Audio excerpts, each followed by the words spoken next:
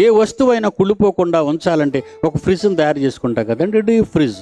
అందులో కాయగూరలు పెట్టుకుంటాం, ఆకుకూరలు పెట్టుకుంటాం, స్వీట్లు పెట్టుకుంటాం. అన్నీ ఏవి కుళ్ళిపోవండి. చేపలు కానీ మాంసం కానీ కుళ్ళిపోవండి. డోర్ వేసేసాం అనుకోండి, లైట్ ఆరిపోద్ది.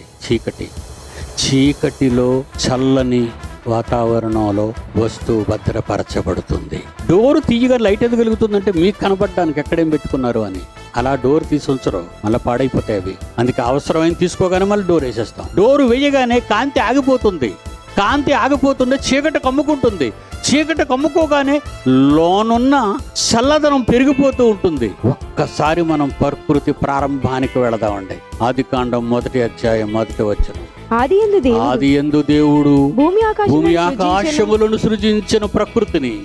భూమి నిరాకారంగా ఏంటో, ఎక్కడుందో, ఎలా ఉందో ఎవరికీ తెలీదు. శూన్యముగా ఉంది. చీకటి అగాధ జలముల పైన కమ్మి ఉండెను.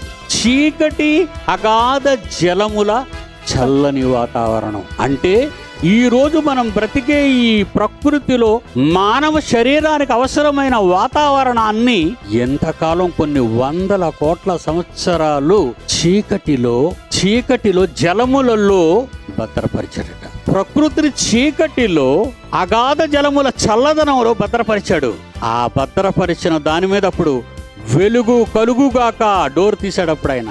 ఫ్రిడ్జ్ను మీరు మనసులో పెట్టుకోండి. సూర్యుడు కలుగుగాక, చంద్రుడు కలుగుగాక, నక్షత్రములు కలుగుగాక, భూమి కలుగుగాక, భూమి మీద విత్తనములు చెట్లు కలుగుగాక.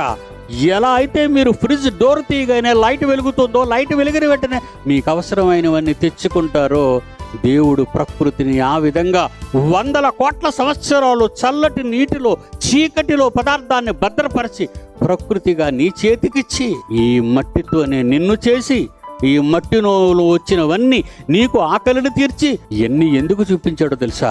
మరో లోకానికి మనం వెళ్లే ముందు ఈ లోకంలో ఉన్నప్పుడు నీకు ఏ లోటు లేకుండా ఆయన కొరకు పని చెయ్యాలని ఇదంతా చేశాడండి.